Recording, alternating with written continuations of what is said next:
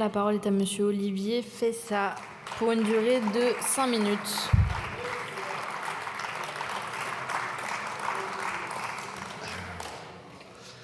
Merci Madame la Présidente, Madame la Ministre, Monsieur le rapporteur, chers collègues.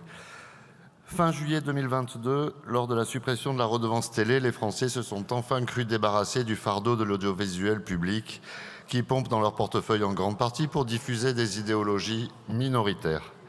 Certains diront que l'audiovisuel public est essentiel au maintien de notre démocratie, mais la vérité est tout autre. La pluralité d'opinions et des informations transmises sur les fréquences nationales n'est plus garantie. De France Inter à France TV, partout le même son de cloche, partout les mêmes idées répandues. Pour vous donner un exemple, d'octobre à décembre 2023, 50% d'intervenants de gauche pour 10% d'intervenants de droite. Certains hurleront certainement et CNews, sauf que CNews a l'avantage de ne pas être financé par nos impôts et l'honnêteté intellectuelle d'inviter tous les partis, y compris la gauche, qui se targue d'ailleurs de répondre défavorablement la majorité du temps. Chers collègues de gauche, vous voyez, la différence entre vous et moi, c'est que je n'ai pas la chance de pouvoir décliner une invitation de Yann Barthès. Au-delà du manque de pluralisme flagrant des chaînes du service public, leur traitement de l'actualité, souvent grossier, parfois même mensonger, nous laisse perplexes sur ce qui nous semble être une utilisation dévoyée de l'argent public. Quelques exemples de titres à peine orientés du groupe France TV. Trump, un fascisme à l'américaine, ou encore la dérive autoritaire en Hongrie. Autre exemple de finesse sur Arte, cette fois une autre chaîne payée par nos impôts, qui dans son journal Junior, un journal d'information télévisé à destination des préadolescents, présente son dernier épisode ainsi. Trump et son gouvernement font peur à tous les défenseurs des droits de l'homme, car ses futurs ministres sont des extrémistes de droite. Et Arte poursuit en décrivant de façon tout aussi pédagogue et neutre le profil du futur ministre Elon Musk. C'est un fan de Trump car il compte sur lui pour baisser les impôts des patrons et supprimer les normes environnementales pour que Musk puisse faire tout ce qu'il veut. Et non. Voilà quelques preuves, s'il en fallait encore, de la propagande d'extrême gauche exercée sur vos enfants dès le plus jeune âge et payée par vos infos. Ces exemples nous emmènent à une question complémentaire, quid de l'Arcom ? Mais où sont passés les shérifs du pluralisme politique dans les médias ? Peut-être que l'Arcom est encore occupé à censurer d'autres chaînes comme C8 parce qu'elles commettent le crime terrible d'émettre un avis critique de la pensée unique que l'on souhaite imposer aux Français.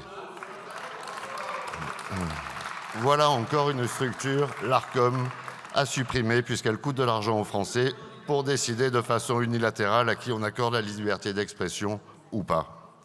Oui, tout cela coûte de l'argent aux Français. Après la suppression de la redevance télé, le financement de l'audiovisuel public, qui coûte globalement 4 milliards d'euros, a été compensé par un transfert d'une partie des recettes de la TVA. Autrement dit, on paye toujours l'audiovisuel public, mais via un moyen détourné, la TVA.